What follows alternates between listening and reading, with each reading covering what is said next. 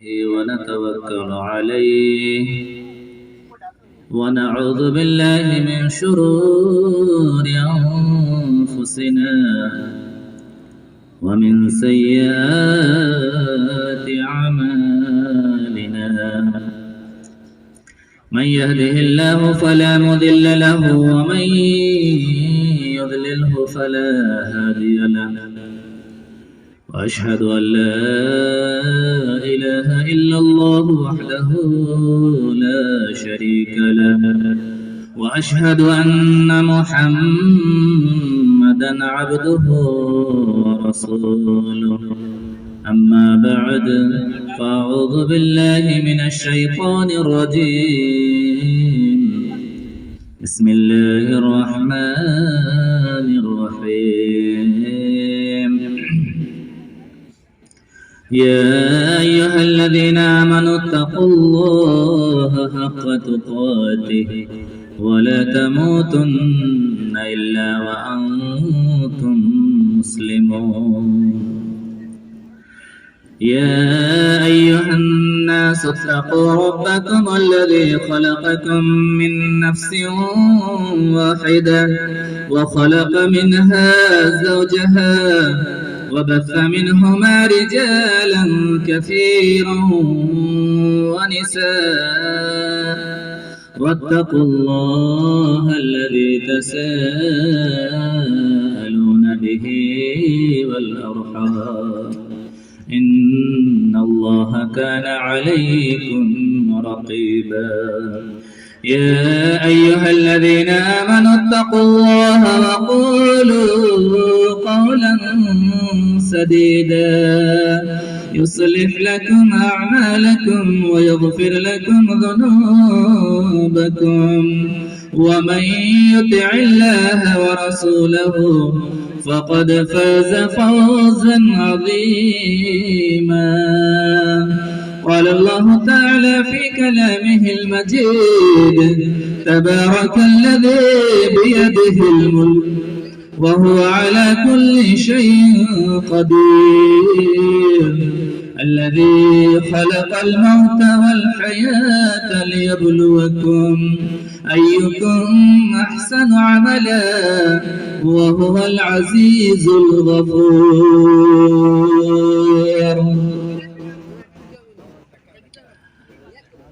Stage میں بیٹھے ہوئے معزز علماء کرام اور محترم سامعین، بزرگوں، نوجوان ساتھیوں، عزیز بچوں اور پردہ نشین مائیں اور بہنیں اور پیاری بچیاں،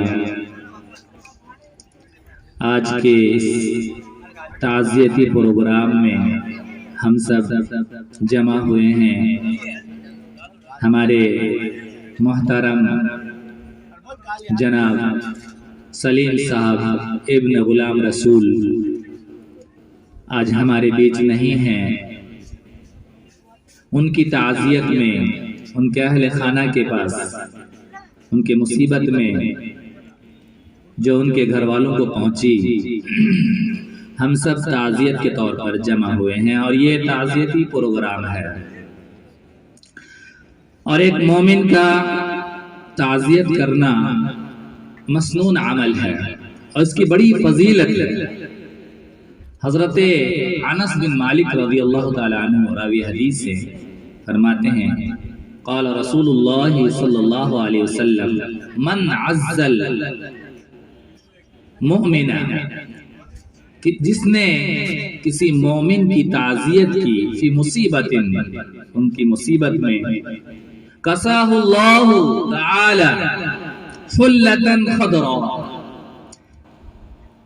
تعزیت کرنے کی فضیلت، ثواب اللہ کے رسول بیان فرما رہے ہیں کہ اسے سبز رنگ کے جوڑے پہنائے جائیں، فلتن خضرا یوم القیامت یحبرو، قیامت کے دن جب انہیں سبز جوڑا پہنایا جائے گا تو لوگ اس پر رشک، یحبرو کا ترجمہ غیبتہ سے لوگ دیکھ کر رشک کریں گے، کیا جوڑا پہنا ہے۔ تو تعزیت ایک ایسا عمل ہے جو مسنون ہے، جس کی ترغیب اللہ کے رسول صلی اللہ علیہ وسلم نے دی ہے۔ اس روایت سے تعزیت کی فضیلت ثابت ہوتی ہے۔ حضرات گرامی، بیانات آپ سنتے رہتے ہیں، چند باتیں میں عرض کروں گا۔ ٹھنڈی میں ہیں آپ حضرات بھی، 2 آیتیں تلاوت کی ہیں ایک ایسی سورت سے جو مشہور ترین سورت ہے، سورۃ الملک، تبارک الذی کے نام سے بھی یاد کرتے ہیں، اور تورات شریف میں اس سورت کا نام سورۃ المنجیہ رکھا گیا ہے۔ پچھلی آسمانی کتاب تورات، اس میں بھی یہ سورت موجود ہے۔ منجیہ کا مطلب ہے نجات دینے والی سورت۔ کس چیز سے؟ عذاب قبر سے نجات دینے والی سورت ہے۔ 30 آیتیں ہیں اس سورت کی، آپ چاہیں تو 30 دن میں یاد کر سکتے ہیں۔ جو انتہائی کوتاہی سے بھی یاد کرے گا، ایک دن میں اگر ایک آیت یاد کرے تو 30 دن میں، ایک مہینے میں وہ پوری سورت یاد کر سکتا ہے۔ رات میں سونے سے پہلے اگر اس کی تلاوت کا اہتمام کرتے ہیں، یا جب آپ کو موقع ملے اس سورت کی تلاوت کا اہتمام کرتے ہیں، اس کی فضیلت کیا ہے کہ پڑھنے والے کو اللہ رب العالمین عذاب قبر سے محفوظ رکھے گا۔ جو اہم منزل ہے آخرت کی منازل میں، سب سے اہم منزل قبر، اگر وہاں آپ بچ گئے تو آگے کی جو منزلیں ہیں آپ کے لیے آسان ہے۔ یہی وجہ ہے کہ خلیفہ ثالث، تیسرے خلیفہ حضرت عثمان بن عفان رضی اللہ تعالی عنہ جب قبرستان پہنچتے تو بہت روتے، زارو قطار روتے، اتنا روتے کہ آپ کی داڑھی مبارک تر ہو جاتی۔ لوگوں نے کہا جنت کا ذکر ہوتا ہے، جہنم کا ذکر ہوتا ہے، لیکن جہنم کی ہولناکی سن کر کے آپ نہیں روتے جتنا آپ قبر کی تذکرے سے روتے ہیں، یا قبر میں پہنچنے کے بعد قبر کی زیارت میں پہنچتے ہیں تو روتے ہیں۔ حضرت عثمان غنی رضی اللہ تعالیٰ نے فرمایا کہ اللہ کے رسول صلی اللہ علیہ وسلم نے فرمایا کہ قبر آخرت کی منازل میں سب سے پہلی منزل ہے، اور جب جو شخص اس منزل میں کامیاب ہو گیا تو آگے کی منزلیں ان کے لیے آسان ہو جاتی ہیں۔ تو حضرات گرامی، آپ کو واعظ سنانا مقصود نہیں ہے، مقصد یہ ہے کہ ہم جس کے لیے بیٹھے ہیں انہیں کیا کچھ ہم دے سکتے ہیں، ان کے لیے ہم کیا کر سکتے ہیں، ان کے ملواحقین، ان کے وارثین، ان کے اہل خانہ الحمدللہ یہاں موجود ہے۔ ہم احادیث کی روشنی میں چند باتیں عرض کریں گے کہ جس کے ذریعے سے میت کو یا دنیا سے جانے والوں کو فائدہ پہنچ سکتا ہے۔ تو یہ جو سورت میں نے پڑھی ہے 2 آیتیں، اس کا بھی مختصر ترجمہ کچھ باتیں عرض کر دوں۔ پہلی آیت میں اللہ رب العالمین ارشاد فرماتا ہے تبارک الذی بیدہ الملک، بابرکت ہے اللہ، بابرکت ہے وہ ذات جس کے قبضے قدرت میں یہ پوری کائنات ہے۔ بیدہ الملک، یہ سلطنت اور بادشاہت جس کے قبضے میں ہے، جس کے ہاتھ میں ہے، وہ ذات بڑی بابرکت ہے۔ یقیناً اللہ کی ذات بابرکت ہے۔ اللہ کا نام بہت ہی معظم، بہت ہی بلند ہے، بابرکت نام ہے۔ آپ اس کے نام کا ورد کیجئے۔ اللہ لا الہ الا هو الحی القیوم، یہ سب سے بڑا ورد ہے، اس میں اعظم ہے اللہ لا الہ الا هو الحی القیوم۔ اور جس کلمے میں بھی اللہ کا نام آئے، کیونکہ اللہ کا ذاتی نام ہے، اور ایک ایسا ذاتی نام، اصلی نام، اس نام پر ذرا غور کریں گے تو ہر حال میں مسمى پر دلالت کرتا ہے۔ ہمارا اور آپ کا نام کا جیسا نام نہیں ہے، اللہ کا نام ایک ایسا نام ہے، ایک معجزانہ نام، کہ اس کے الفاظ کو اگر الگ کر دیا جائے، حرف کو الگ بھی کر دیا جائے تو بھی مسمى پر دلالت کرتا ہے۔ اللہ، یہ اللہ کا نام ہے۔ اگر الف ہٹا دیا جائے تو کیا بچتا ہے؟ للہ، اللہ لا الہ الا ہو، للہ ما فی السماوات و ما فی الارض، پھر بھی اللہ کی ذات پر دلالت کر رہا ہے یہ نام، اللہ کے لیے۔ اللہ کا الف ہٹا دو للہ، اور اگر لام ہٹا دیا جائے تو پھر کیا بچتا ہے؟ لہو ما فی السماوات و ما، لہو بچتا ہے، اور لہو کا مطلب ہی اسی کے لیے اللہ کی طرف دلالت ہے۔ یہاں تک کہ اگر لام اور ہٹا دیا جائے تو صرف ہو بچتا ہے، وسع کرسیہ السماوات والارض، تو ہو سے مراد اللہ کی ذات ہی ہے، یہ اللہ کے نام کی خصوصیت ہے۔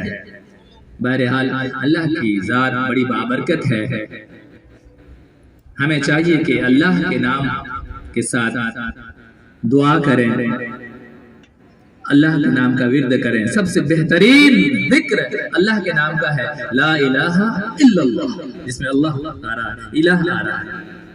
لا الہ الا اللہ سے بڑھ کر کوئی کلمہ نہیں۔ اور اسی طرح اللہ اکبر، جس میں بھی اللہ کا نام آ گیا، لفظ اللہ، اللہ کا ذاتی نام، سمجھ لیے وہ کلمہ بلند۔ اللہ اکبر سے اونچا کوئی کلمہ نہیں۔ بہت سارے ہمارے دوست، ہمارے بھائی، ہمارے اذان دیتے ہیں، اذان سے پہلے صلاۃ و سلام علیک یا رسول اللہ، اللہم صلی علی محمد وغیرہ درود شریف پڑھتے ہیں۔ حالانکہ اذان کی ابتدا اللہ اکبر سے ہے، تو اللہ اکبر سے اونچا کلام اور کیا ہو سکتا ہے؟ تو اس سے بہتر کلام آپ کیسے پہلے پڑھ سکتے ہیں؟ نماز شروع کرتے ہیں تو بسم اللہ کہہ کے شروع کرتے ہیں؟ نہیں کرتے۔ اللہ اکبر، کیونکہ اللہ اکبر لفظ کلمہ آ گیا تو اب کسی کلمے کی کیا ضرورت ہے؟ اس سے اونچا کلمہ تو اور ہے ہی نہیں، بسم اللہ بھی اس کے سامنے پھیل ہے۔ اللہ اکبر، اس لیے اللہ اکبر جہاں آ جائے وہاں اس سے پہلے اور کوئی کلمہ نہیں۔ خیر، تبارک الذی بیدہ الملک وہو علی کل شیء قدیر، اور وہ ہر چیز پر قادر ہے۔ میں تفصیل میں نہیں جاؤں گا، دوسری آیت پڑھتا ہوں۔ الذی خلق الموت والحیات، وہ اللہ جس نے موت کو پیدا کیا اور زندگی کو پیدا کیا۔ اس کا مطلب ہے کہ موت اور زندگی یہ دو چیزیں اللہ کی مخلوق ہیں، اللہ نے پیدا کیا ہے، ان کا ایک وجود ہے۔ اور قیامت کے دن جب جنتی جنت میں پہنچ جائیں گے، جہنمی جہنم میں پہنچ جائیں گے، تو ان کے درمیان موت کو مینڈے کی شکل میں لایا جائے گا، اور جنتیوں کو کہا جائے گا، جہنمیوں کو کہا جائے گا کہ اس کو پہچانتے ہو؟ ہاں جانتے ہیں، یہ موت ہے۔ اور سب کے سامنے موت کو ذبح کر دیا کہ آج کے بعد اب تمہیں موت آنے والی نہیں ہے، جو جنت میں ہے وہ جنت میں ہمیشہ رہیں گے، اب موت سے ان کو دوچار نہیں ہونا پڑے گا۔ موت تو دنیا میں ہی ہے، اور یہ بھی سن لیجئے، ایک موت ہی ہے جو ایک ایسی چیز ہے جو حقیقت ہے، سچی ہے۔ سب سے بڑی سچی چیز موت ہے، موت سے بڑھ کر کوئی حقیقت نہیں ہے، سچائی نہیں، کوئی بھی اس کا انکار نہیں کرتا۔ تمام کے تمام موت کو مانتے ہیں، کیونکہ ہر ایک کو موت سے دوچار ہونا ہے، ہر ایک کو ہونا ہے، جیسا کہ آپ نے تقریر ابھی سماعت فرمائی۔ لیکن وَإِنَّمَا تُوَفَّوْنَ أُجُورَكُمْ يَوْمَ الْقِيَامَةِ، كُلُّ نَفْسٍ ذَائِقَةُ الْمَوْتِ تو ہے، لیکن قیامت کے دن تمہیں بدلہ دیا جائے گا تمہارے اعمال کا۔ فَمَنْ زُحْزِحَ عَنِ النَّارِ وَأُدْخِلَ الْجَنَّةَ، جسے جہنم سے بچا لیا گیا اور جنت میں داخل کر دیا گیا، فقد فاز، تو وہ کامیاب ہو گیا۔ تو زندگی اور موت کو اللہ تعالیٰ نے پیدا کیا ہے۔ مقصد کیا ہے؟ خلق الموت والحیات، یہاں دیکھیے اللہ تعالیٰ نے موت کو پہلے بیان کیا اور زندگی کو بعد میں، کیونکہ زندگی دھوکہ ہے اور موت سچا ہے۔ ہمارے پاس جو زندگی ہے اس کی گارنٹی ہے نہیں، یہ دھوکہ دینے والی ہے، اور موت بالکل برحق ہے۔ خلق الموت والحیات لیبلوکم، زندگی اور موت کی تخلیق کا مقصد اللہ رب العالمین بیان فرما رہا ہے، تمہاری آزمائش، تمام انسانوں کو آزمانے کے لیے زندگی اور موت کیا ہے۔ ہر ایک کو اللہ تعالیٰ نے زندگی دی ہے، جسے بھی زندگی دی ہے اسے موت آنی ہے، اور جسے بھی زندگی اور موت سے دوچار ہونا ہے اس کا مقصد ہے آزمائش۔ آزمائش شروع ہوتا ہے زندگی ملنے کے بعد، اور یہ پیریڈ ختم ہوتا ہے موت کے وقت، اس کے بعد رزلٹ۔ یہ امتحان کی گھڑی سے ہم اور آپ گزر رہے ہیں، اس لیے یہ دنیا کی جو زندگی ہے بڑی اہمیت رکھتا ہے۔ کیونکہ اس کا دار و مدار آنے والی زندگی سے ہے. الدنیا مزرعۃ الآخرہ، دنیا آخرت کی کھیتی ہے، یہاں انسان جیسا کرے گا ویسا پائے گا، اس لیے بڑی اہم ہے، اسی پر دار و مدار ہے آنے والی زندگی کا. جو لیبلوکم ایکم احسن عملا، تو تخلیق کا مقصد ہے حسن عمل. اللہ تعالیٰ نے ہمیں کیوں پیدا کیا؟ ہمارے لیے زندگی اور موت کو کیوں پیدا کیا؟ تاکہ تمہیں آزمائے، تمہاری آزمائش کس چیز میں آزمایا جائے کہ کون اچھا کام کرتا ہے. لیبلوکم احسن عملا، اچھے اور برے کام کی آزمائش کے لیے ہمارا پیدا کیے گئے. تو امتحان لینے والا وہ ہے جو خالق الموت والحیات ہے، زمین و آسمان کا پیدا کرنے والا، زندگی موت کا مالک جو ہے، اس نے ہمیں پیدا کیا ہے. ہمارا امتحان لینے والا ممتحن وہ ہے. اور کس چیز میں امتحان لے رہا ہے؟ عمل میں. لہذا اچھا اور برے عمل میں جب امتحان ہے تو ایک نقطہ بتا دوں کہ کون سا کام اچھا ہوگا کون سا کام برا ہوگا یہ طے کون کرے گا؟ آپ بتائیے. ہم جو کہیں وہی ہوگا. اچھا کام کون سا ہے برا کام کون سا ہے یہ کون طے کرے گا؟ انسان طے کریں گے، امتحان دینے والے، یا امتحان لینے والا طے کرے گا؟ لینے والا طے کرے گا کہ کون سا کام اچھا اور کون سا کام برا. اسی سے ہی پتا چل گیا کہ اچھا کام وہی ہوگا جس کام کو اللہ رب العالمین اچھا کہے، اور جس کام کو اللہ برا کہے وہ کام برا ہوگا. ہمارے اور آپ کے کہنے سے، پوری دنیا والوں کے کہنے سے کوئی کام اچھا نہیں ہوگا. جب یہ بات واضح ہو گئی تو دنیا میں وہی عمل کا ہمیں اچھا کہا جائے گا جس کے بارے میں اللہ کے رسول نے، اللہ رب العالمین نے، اللہ کے پیغمبر نے بتا دیا کہ یہ کام اچھا ہے. اس کے علاوہ سارے کام مردود ہوں. تو اس معاملے میں یہ اشارہ اس لیے کر رہا ہوں کہ ہم امت مسلمہ میں بگاڑ اس طریقے سے آتا ہے. موت اور زندگی، موت کا معاملہ بڑا اہم ہے.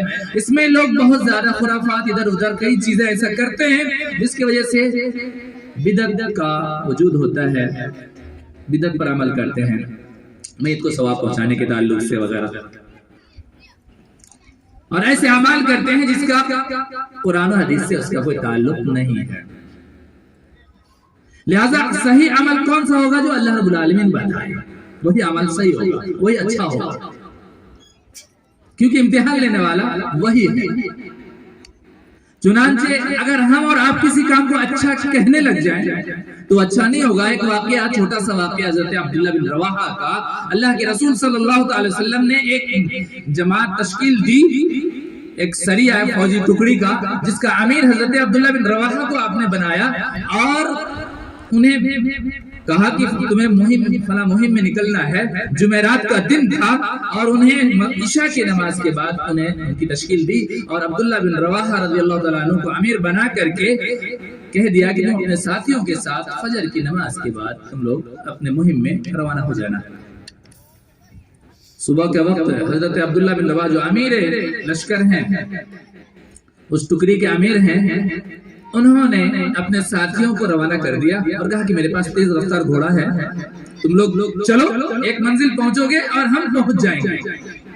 وہ رک گئے مدینے کے اندر ہی، کیونکہ وہ دن جمعہ کا دن تھا اور اس کے رکنے کا مقصد یہ تھا کہ ہم جنگ میں جا رہے ہیں، کیا پتا واپسی ہو یا نہ ہو، کہیں شہید ہو جائیں. تو اللہ کے رسول صلی اللہ علیہ وسلم نماز پڑھائیں گے، جمعہ کا دن ہے، جمعہ کی نماز، آخری نماز اللہ کے رسول صلی اللہ علیہ وسلم کے پیچھے ہم پڑھ لیں، خطبہ سن لیں، پھر ہم روانہ ہو جائیں گے. جنگ سے بھاگ نہیں رہے، بس اس نے سوچا ایسا کہ ایسا کرنا بہتر ہو، زیادہ ثواب ملے گا، اللہ کے رسول کے پیچھے نماز پڑھنے کا ثواب مل جائے گا. یہ کہہ کر کے مدینے میں رک جاتے ہیں. جمعہ کے وقت اللہ کے رسول صلی اللہ علیہ وسلم منبر پہ تشریف فرما ہوئے، دیکھا کہ عبداللہ بن رواحہ مسجد میں حاضر ہے، خطبہ سننے کے لیے حاضر ہے. آپ نے نماز کے بعد پوچھا، عبداللہ بن رواحہ کیا معاملہ ہے؟ ساتھی کہاں ہے تمہارے؟ تمہیں تو فجر کے بعد ہی روانہ ہونا تھا. تو انہوں نے کہا حضور وہ سب روانہ ہو چکے ہیں، ان کو میں نے روانہ کر دیا ہے اور بس میں نماز پڑھتے ہی روانہ ہونے والا ہوں. کہا کہ تمہیں کس چیز نے ابھارا ایسا کرنے پر؟ تم نے ایسا کیوں کیا؟ تم اپنے ساتھیوں کے ساتھ کیوں نہیں روانہ ہو گئے؟ تو حضرت عبداللہ بن رواحہ نے کیا جواب دیا؟ اللہ کے رسول، میری تمنا ہوئی کہ آپ کے پیچھے جمعہ کا دن ہے اور جنگ میں میں جا رہا ہوں، سوچا کہ ایک نماز آپ کے پیچھے ادا کر لوں، اس لیے ثواب کی نیت سے کہ تاکہ اللہ رب العالمین کہ یہاں ہمیں زیادہ ثواب ملے، ایک اچھا عمل کر لوں، آپ کے پیچھے ایک نماز پڑھ لوں۔ آپ دیکھیے کہ اللہ کے رسول صلی اللہ علیہ وسلم کیا جواب دے رہے ہیں۔ ایک جگہ پہ فرماتے ہیں کہ اے عبداللہ، اب اگر تم زندگی بھر بھی عمل کرو تو تم ان ساتھیوں کے مقام اور مرتبے کو، اس فضیلت کو نہیں پا سکتے جو میرا حکم کے مطابق وہ صبح ہی روانہ ہو گئے، اب تم نہیں پا سکتے، تمہیں تو اسی وقت روانہ ہونا چاہیے تھا۔ اس سے کیا پتا چلا؟ وہ کوئی غلط نیت سے تو نہیں رکے تھے، لیکن اللہ کے رسول صلی اللہ علیہ وسلم کا اشارہ نہیں تھا۔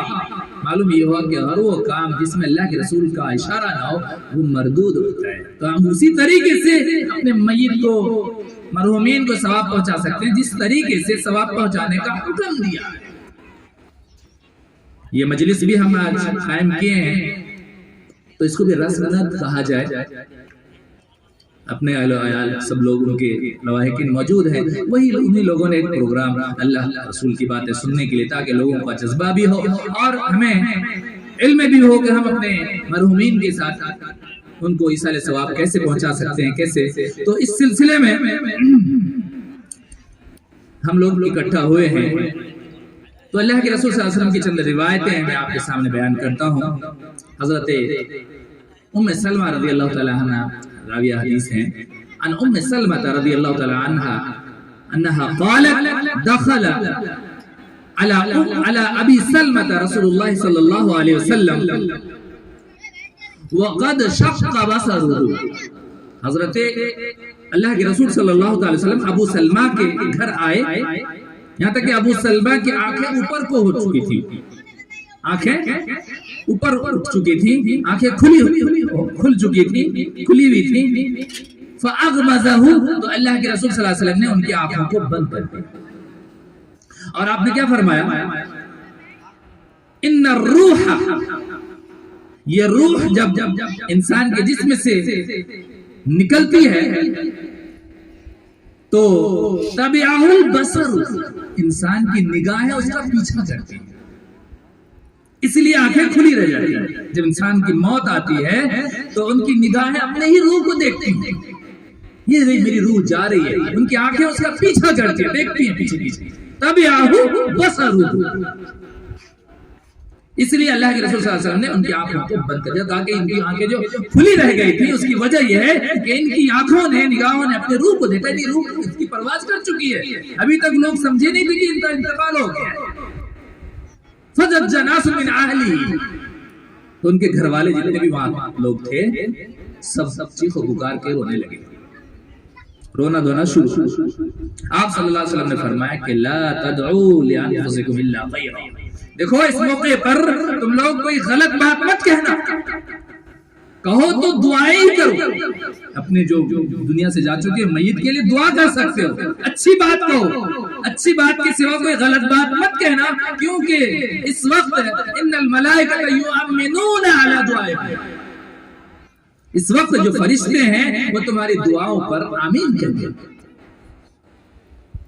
تو ایسے موقع پر کیا کرو؟ تم دعائیں کرو، میت کے لیے دعائیں کرو، کیونکہ اس دعا پر فرشتے بھی آمین کہتے ہیں۔ پھر آپ صلی اللہ علیہ وسلم نے دعا فرمائی، بہترین دعا کے الفاظ آپ نے فرمایا اللہم اغفر لأبی سلمہ، نام لے کے دعا فرمایا، اے اللہ ابو سلمہ کی مغفرت فرما، اللہم اغفر لأبی سلمہ۔ تو اس طریقے سے ہم بھی اپنے میت کے لیے دعا کریں تو ان کا نام لے کے دعا کر سکتے ہیں، کہہ سکتے ہیں اللہم اغفر لسلیم ابن غلام رسول، اے اللہ سلیم بھائی کی مغفرت فرما، اللہم اغفر لسلیم، یا جو بھی آپ کے رشتہ دار ہیں دنیا سے جا چکے ان کا نام اس طریقے سے دعا کریں، کیونکہ اللہ کے رسول سکھا رہے ہیں دعا کہ ایسے دعا کرو اللہم اغفر لأبی سلمہ، اے اللہ ابو سلمہ کی مغفرت فرما، وارفع درجتہ فی المہدیین، اے اللہ ہدایت یافتہ لوگوں میں اس کے درجے کو بلند فرما دے، وارفع درجتہ فی المہدیین۔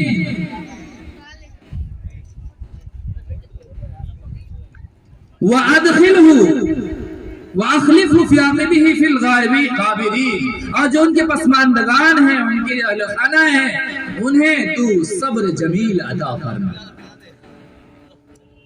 ان کی مدد فرما۔ وَاغْفِرْ لَنَا وَلَهُ يَا رَبَّ الْعَالَمِينَ، یا اللہ ہماری بھی مغفرت فرما اور ان کی بھی مغفرت فرما، اے سارے جہان کے رب۔ وَافْسَحْ لَهُ فِي قَبْرِهِ، اور اس کی قبر کو اللہ تو وسیع کر دے، کشادہ کر دے۔ وَنَوِّرْ وَنُورٌ لَهُ فِيهِ، اور اس کے قبر کو نور سے بھر دے۔ عام طور پر جو بھی میت کے لیے دعا کرتے ہیں اسی طریقے سے دعا کرتے ہیں۔ دیکھیں یہ دعا اللہ کے رسول صلی اللہ علیہ وسلم سکھا رہے ہیں، اس طریقے سے اپنے میتوں کے لیے، اپنے مرحومین کے لیے دعا کریں۔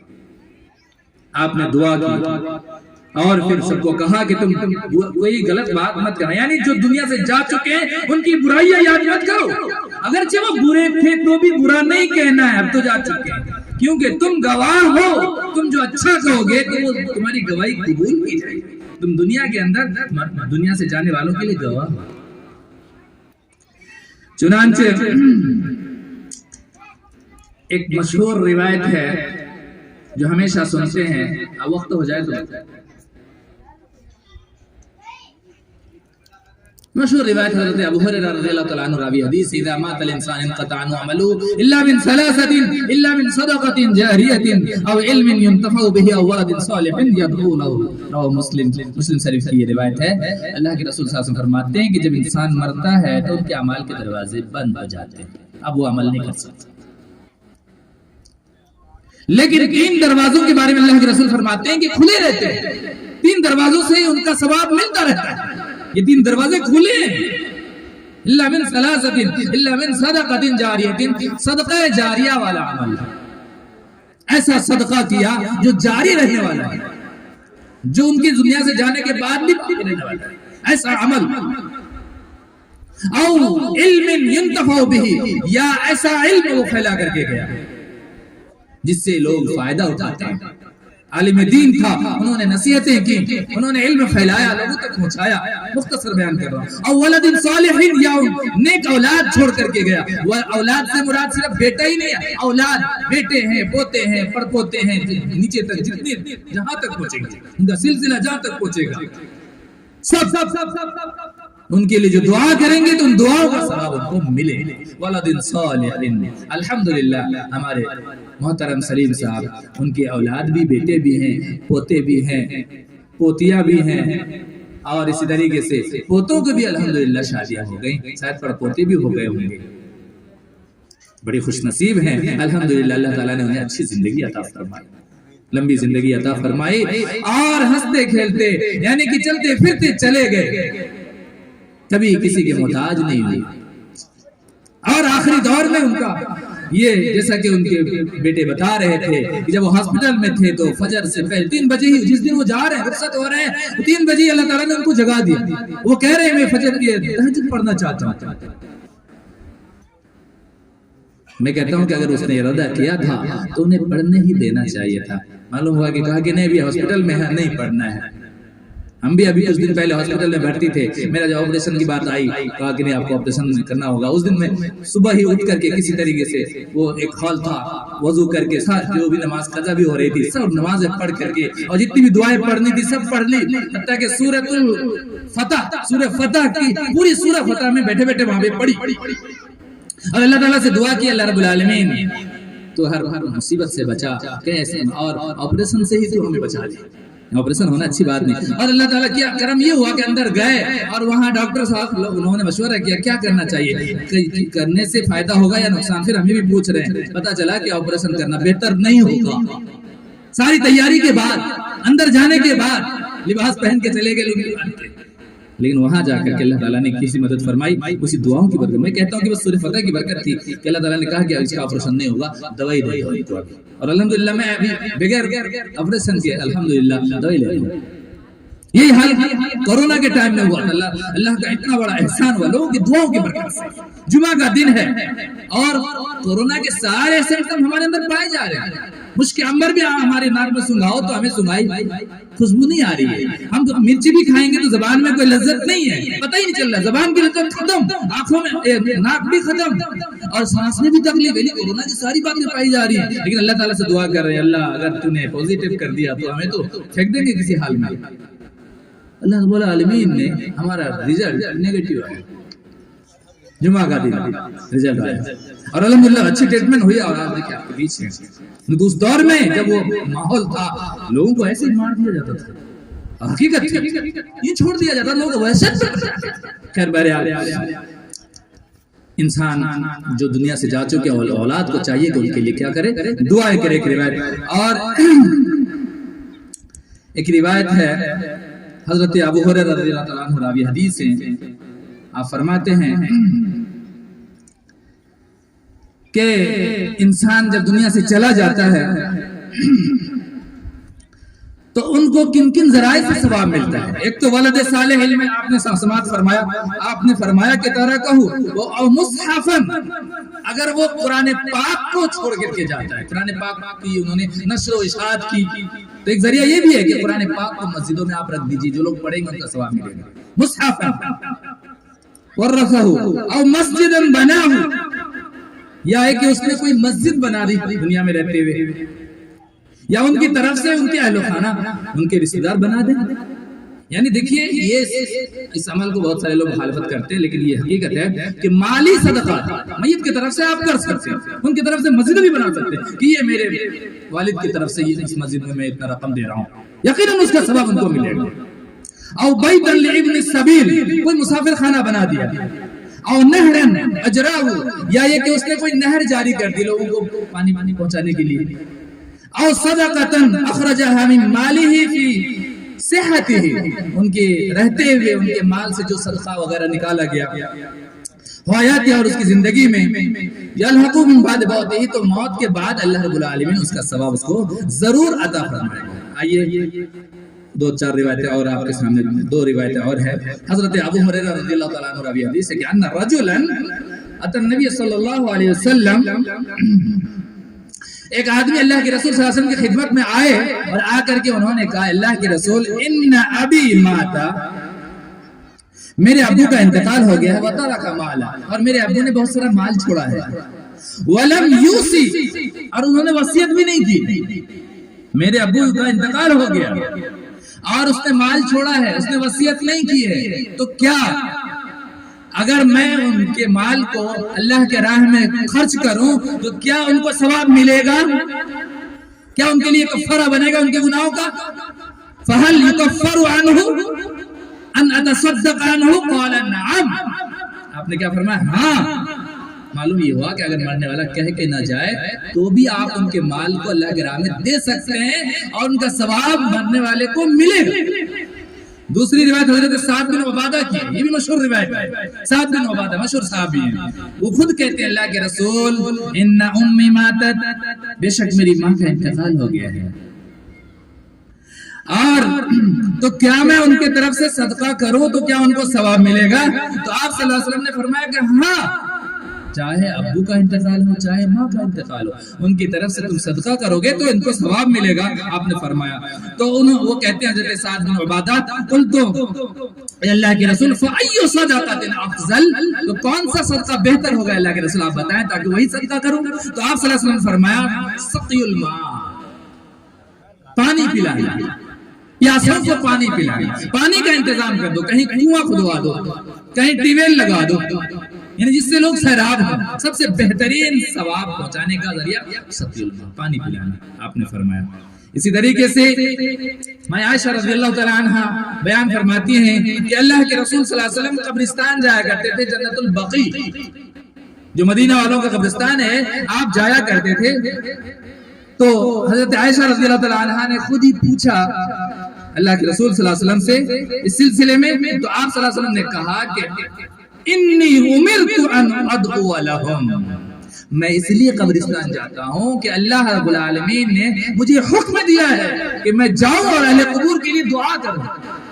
جب نبی علیہ الصلوۃ والسلام کو اللہ کی طرف سے حکم مل رہا ہے کہ قبرستان جا کر کے دعا کیجیے، اس لیے آپ صلی اللہ علیہ وسلم اہتمام کے ساتھ جنت البقیع جا رہے ہیں، تو ہمیں بھی کیا کرنا چاہیے؟ سنت ہے قبرستان جائیے اور قبر والوں کے لیے دعا کیجیے۔ کچھ یاد نہیں ہے تو کم از کم اتنا تو یاد کر ہی سکتے ہیں، السلام علیکم یا اہل القبور، اے قبر والو تم پر سلامتی ہو۔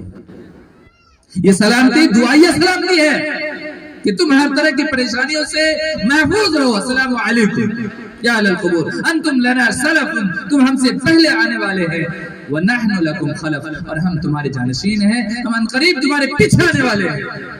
یغفر اللہ لنا ولکم، اللہ ہماری مغفرت کرے، تمہاری مغفرت کرے، ویرحمنا ویرحمکم، اللہ ہم پر رحم فرمائے، تم پر بھی رحم فرمائے، وَإِنَّا إِنشَاءَ اللَّهُ بِكُمْ لَاحِقُونَ، اور بے شک ہم ان قریب ہی تم سے آ ملنے والے ہیں۔ اس کو اردو میں آپ بیان کر سکتے کہہ سکتے؟ تو آپ صلی اللہ علیہ وسلم جنت البقیع جاتے ہیں، ماں عائشہ رضی اللہ تعالیٰ عنہ پوچھتی ہیں کہ آپ کیوں جاتے ہیں؟ تو آپ فرماتے ہیں کہ انی امرت، اللہ رب العالمین نے مجھے حکم دیا ہے کہ میں ان کے لیے کیا کروں؟ ان ادعو لہم، کہ ان کے لیے دعائیں کروں۔ اسی طریقے سے حضرت عبداللہ بن عباس رضی اللہ تعالیٰ عنہ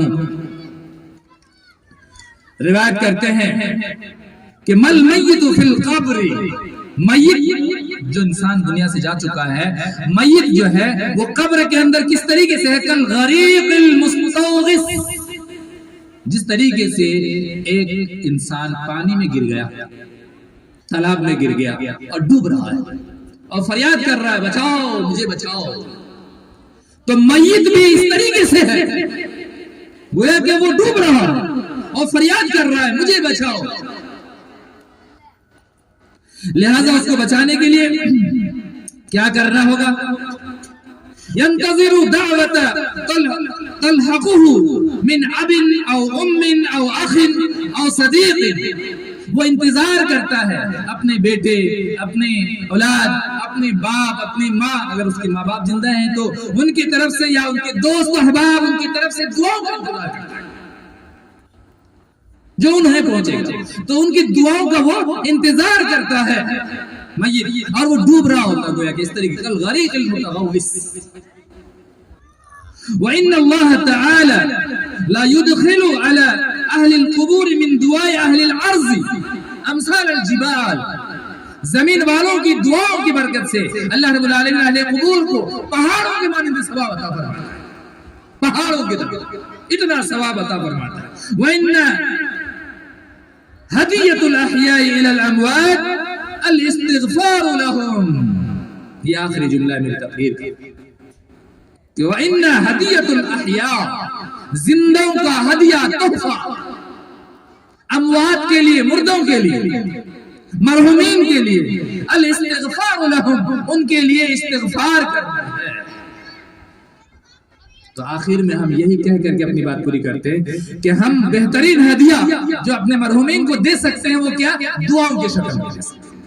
بہت ساری اور بھی روایتیں ہیں اس سلسلے میں کہ کیا کرنا چاہیے، یہی کافی ہمارے لیے کہ آپ استغفار کریں، تمام مومنین کے لیے استغفار کریں، تمام مومنات کے لیے استغفار کریں۔ ایک بہترین جامع الفاظ میں آپ کو استغفار کی دعا تھا جس میں مومنین مومنات سب داخل ہے، اللہم اغفر للمؤمنین والمؤمنات والمسلمین والمسلمات والاحیاء منہم والاموات، اے اللہ مومنوں کی، مومن مردوں کی، مومن عورتوں کی مغفرت فرما، مسلم مردوں کی اور مسلم عورتوں کی مغفرت فرما، اے اللہ زندوں کی مغفرت فرما اور مردوں کی مغفرت فرما۔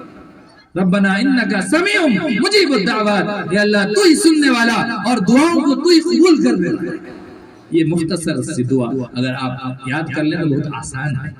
اللہم اغفر للمؤمنین والمؤمنات والمسلمین والمسلمات والاحیاء منہم والاموات ربنا انکا سمیع مجیب الدعوات۔